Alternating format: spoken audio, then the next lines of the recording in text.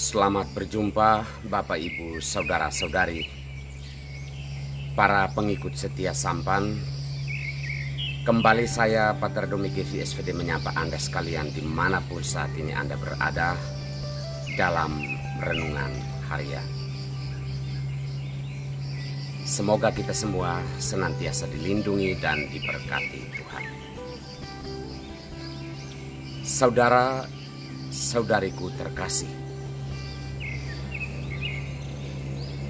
apakah kebaikan membingungkanmu?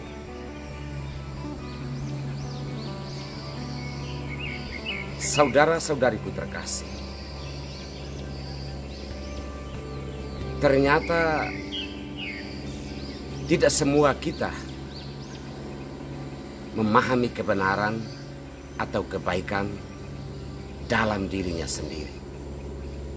Kebaikan sebagai kebaikan dan kebenaran sebagai kebenaran. Nyatanya bahwa pertanyaan tentang kebaikan dan kebenaran itu masih terus berlanjut. Sekalipun orang mengalaminya, sekalipun orang melihatnya. Hari ini dalam Injil, Yesus berhadapan dengan orang-orang Yahudi yang mempertanyakan apakah siapakah sesungguhnya diri Yesus. Sehingga mereka meminta Yesus menegaskan hal tersebut agar mereka tidak terus hidup dalam kebingungan. Mereka melihat perbuatan-perbuatan baik yang dilakukan oleh Yesus dan juga pewartaan Yesus setiap hari mereka dengarkan dan mereka alami. Namun ketika muncul pertanyaan, apakah engkau yang harus kami nantikan? Katakan siapa dirimu sesungguhnya, agar kami tidak terus hidup dalam kebingungan. Saudara-saudariku terkasih, seandainya mereka melihat apa yang dilakukan Yesus dan apa yang dikatakan Yesus, pertanyaan seperti itu tidak penting. Sudah yakin akan kebaikan dan kebenaran yang dilakukan Yesus dan terutama pewartaannya. Tetapi itulah manusia, mengalami seolah-olah tidak mengalami, melihat seolah-olah tidak melihat, sekedar hanya mau menciptakan sensasi untuk menunjukkan bahwa dia bisa berbicara atau dia bisa melakukan sesuatu, padahal sebenarnya tidak. Yesus ada di dalam hidup kita, di dalam setiap kebaikan dan setiap kebenaran yang dilakukan dengan tulus.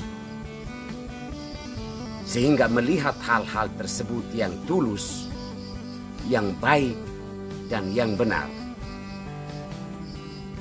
lalu kita masih mau bersoal jawab, itu adalah pekerjaan membuang-buang waktu.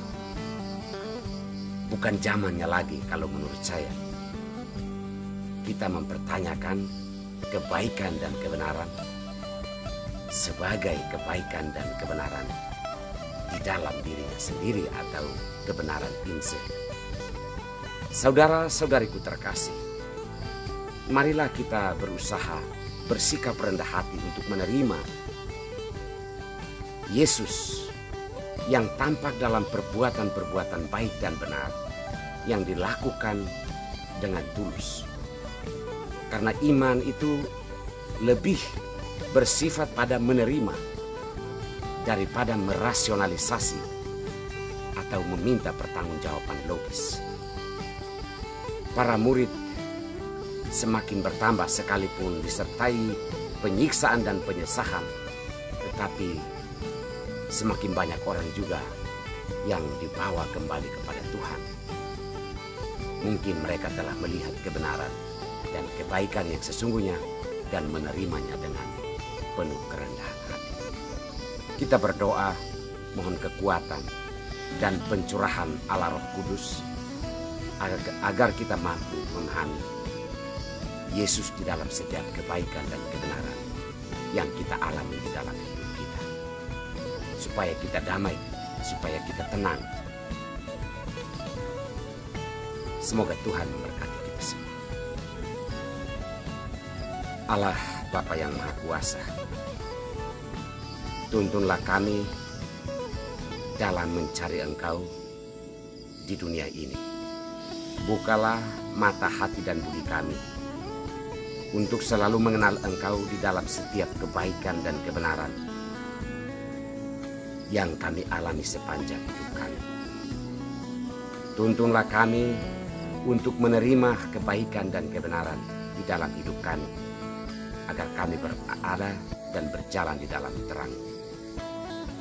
Ya Bapa, berkatilah kami hari ini, keluarga, usaha dan pekerjaan kami hari ini. Berikanlah kesehatan dan keselamatan kami pada hari ini.